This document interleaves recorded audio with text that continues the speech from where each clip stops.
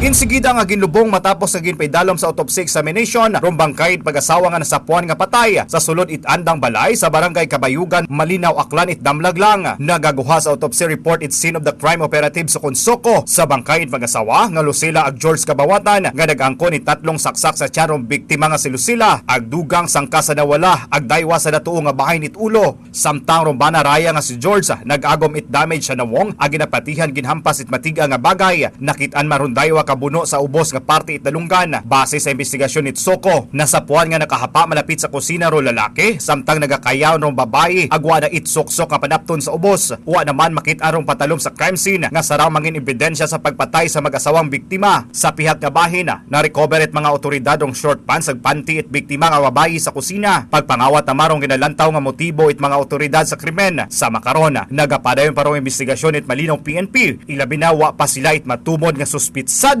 sa krimen. Balita regional lagi ka sa probinsya it Aklan. Ini si kabanderang Julito Valles Borda. Nagabandera it matuod nga serbisyo publiko ag kalingawan sa Western Visayas. Radyo Bandera.